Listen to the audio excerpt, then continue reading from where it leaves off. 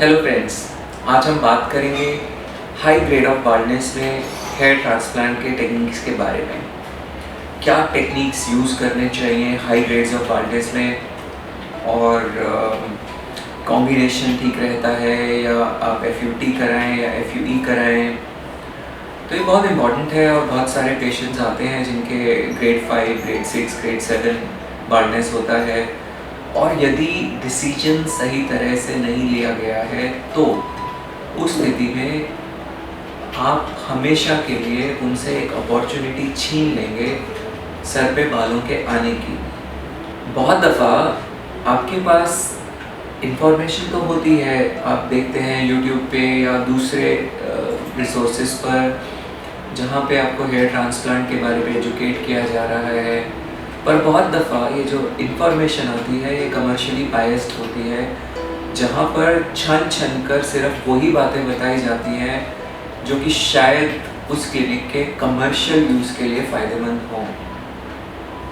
तो ये वीडियोस बनाने का और ये सब समझाने का मेरा जो मकसद है वो है कि आप तक सही जानकारी पहुँचे, ताकि आप सही डिसीजन ले सके आपके लिए क्या बेस्ट रहेगा। बहुत सारे मेरे पास केसेस आते हैं जो हेयर ट्रांसप्लांट रिपेयर के लिए आते हैं, और जब मैं उनसे पूछता हूँ कि उन्होंने अपनी पिछली टेक्निक क्यों चूज़ करी थी, तो दे हार्डली नो एनीथिंग, उनको बिल्कुल आइडिया नहीं होता। और जब उनको पूरी इन्फॉर्मेशन मिलती है तो वो बहुत पछताते हैं कि ये तो जानकारी मुझे दी ही नहीं गई, या मैंने ऐसे कभी सोचा ही नहीं। तो देखिए इस वीडियो को ध्यान से और समझिए कि हाई ग्रेड ऑफ बाल्डनेस में कैसे हमें ट्रीट करना चाहिए। एक एग्जाम्पल के ज़रिए समझाता हूँ। आप ये केस देख रहे हैं ग्रेड 6 गोइंग इनटू ग्रेड 7। इनका काफ़ी पोर्शन खाली है, आप देख सकते हैं क्राउन बहुत बड़ा है। तो इन्होंने बहुत सारे क्लिनिक्स को कंसल्ट किया, जहाँ पर एक गए, इन्होंने पूछा कि क्या टेक्निक सही रहेगा। लगभग 99% क्लिनिक्स ने इनको बोला कि आपकी एफ सर्जरी बेस्ट रहेगी, आपका डोनर अच्छा है। नो डाउट डोनर इनका अच्छा है, पर उसका बेस्ट यूटिलाइजेशन कैसे होगा। काफ़ी सारे क्लिनिक्स ने इनको बताया कि आपके हम 5000, 6000 ग्राफ्ट्स या 4000 ग्राफ्ट्स एफ से निकाल देंगे। कुछ क्लिनिक्स ने कहा कि हम आपके 3000 तक ग्राफ्ट्स निकाल सकेंगे एफ से, और एक बार में तो सारे सर में पीछे और आगे भरना पॉसिबल नहीं होगा, तो आप दूसरी बार दोबारा एफ कराइएगा उस सेम पोर्शन से, तब हम आपका पीछे का पोर्शन भी भर देंगे। ये और भी कई क्लिनिक्स पे गए जहाँ पर उन्होंने कहा कि सिर्फ एफ करते हैं हम, एफ बेस्ट टेक्निक है, एफ में बहुत वेस्टेज होगी, बहुत ख़राब रहता है, तो हम एफ करेंगे। एक एफ के बाद हम दोबारा एक और एफ करेंगे और उसमें हम भर देंगे आपका पूरा सर।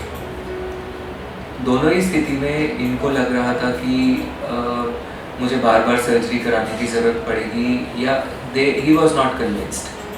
तो ये जब हमारे पास आए, हमने असेस किया, डोनर एरिया बहुत अच्छा था, नो डाउट, इनके बियर्ड हेयर भी काफ़ी अच्छे थे, बट क्राउन एक बहुत बड़ा एरिया है जो काफ़ी सारे ग्राफ्ट्स की ज़रूरत होती है। प्लस एक नंबर ऑफ ग्राफ्ट्स डालते हुए आपको बजट भी देखना होता है पेशेंट का कि वो एक बार में कितना अफोर्ड कर सकते हैं। तो जितना इनका बजट के हिसाब से था, हमने इनके ग्राफ्ट्स निकाले। एफ से 3000 ग्राफ्ट्स निकाले गए, एफ स्कैल्प से 2000 ग्राफ्ट्स निकाले गए, और 1000 ग्राफ्ट्स हमने बियर्ड से किए। यहाँ 2000 से ज़्यादा एफ ग्राफ्ट्स निकालने में डेंसिटी कॉम्प्रोमाइज़ हो जाती और हमें अनसेफ डोनर जोन तक जाना पड़ता, इसीलिए हमने ये संख्या 2000 तक रखी इस पेशेंट में। ऐसे बहुत सारे पेशेंट्स होते हैं जिनका डोनर इतना अच्छा नहीं होता, उन पेशेंट्स में कभी कभी आप स्कैल्प एफ से 1000 ग्राफ्ट्स भी नहीं निकाल सकते। फिर इनका हमने बियर्ड से 1000 ग्राफ्ट निकाले, और भी निकाले जा सकते थे, बट बजट कंस्ट्रेंट था तो हमने इतने ही किए। तो ओवरऑल 6000 ग्राफ्ट्स फर्स्ट सर्जरी में किए गए। मेन टारगेट गोल था कि एरिया कवरेज किया जाए, और सेकंड सर्जरी हमने प्लान किया था कि हम 6 या 8 महीने के बाद करेंगे। Depending upon situation and healing of skin decide किया जाएगा कि सेकंड मेथड हमें कौन सा करना है।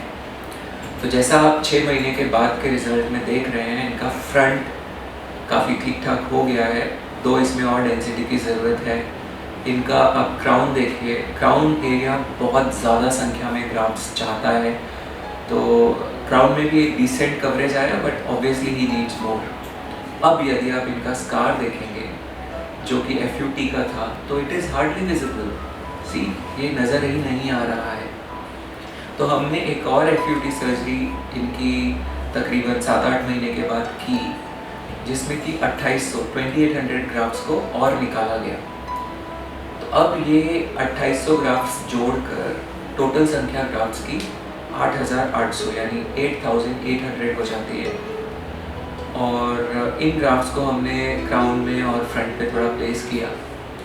अब ये इमेज आप देखिए 5 मंथ्स के बाद सेकेंड सर्जरी के इनकी डेंसिटी कैसी दिखती है।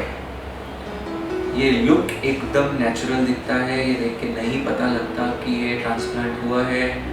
ख़ास तौर से फ्रंट पे यदि देखें तो इनके आप साइड्स में पाएंगे कि बहुत अच्छे से टेम्पल एरिया क्रिएट किया गया है, जिससे कि काफ़ी नेचुरल लुक आ रहा है, जो देखने में अननेचुरल नहीं लगता। अक्सर जब हम ट्रांसप्लांट के रिजल्ट्स देखते हैं, बहुत सारे पेशेंट्स हमारे पास आते हैं रिपेयर के लिए, तो उनके रिजल्ट्स में यहाँ टेम्पल्स अजीब से बने होते हैं और इतने ब्रॉड फोरहेड को काफ़ी अननेचुरल लुक देते हैं अगर ये ढंग से क्रिएट ना किया जाए तो। पर इनका देख के नहीं पता चलता।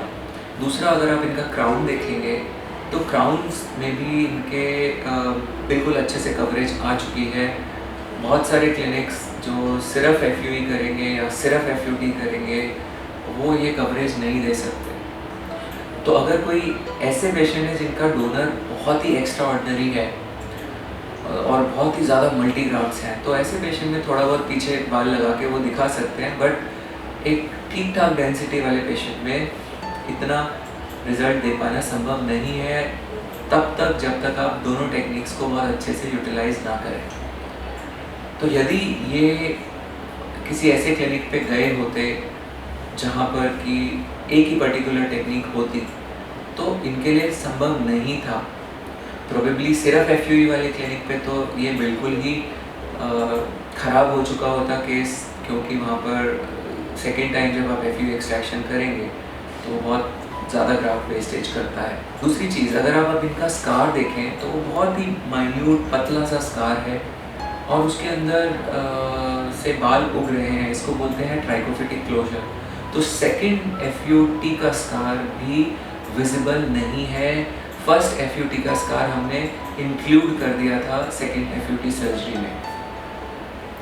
तो ये टेक्निक्स होती हैं FUT और FUE के कॉम्बिनेशन के ज़रिए, बॉडी हेयर के ज़रिए, बियर्ड हेयर के ज़रिए, जहाँ पर आप हाई ग्रेड्स ऑफ बाल्डनेस को भी कवर कर सकते हैं अगर आप एक प्रॉपर प्लानिंग के साथ, एक प्रॉपर विजन के साथ पेशेंट का ट्रीटमेंट करें। आई थिंक जो सबसे इम्पॉर्टेंट आस्पेक्ट रहता है वो रहता है इंटेंशन जिसके साथ आप काम कर रहे हैं। If your intention is correct तो आप जो भी करेंगे वो पेशेंट के लिए हमेशा बहुत फ्रूटफुल और बेस्ट रहेगा।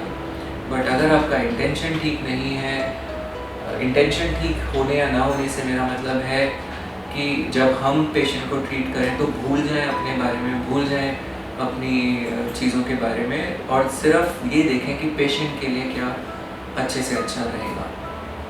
तो उम्मीद करता हूँ इस वीडियो से आपको एक अच्छी इन्फॉर्मेशन मिली होगी। ऐसी और बहुत सारी जेन्युइन इन्फॉर्मेशन के लिए आप हमारे YouTube चैनल को सब्सक्राइब कर सकते हैं, प्लस आप मुझे फॉलो कर सकते हैं फेसबुक या ट्विटर पर। Thank you, love yourself, stay blessed.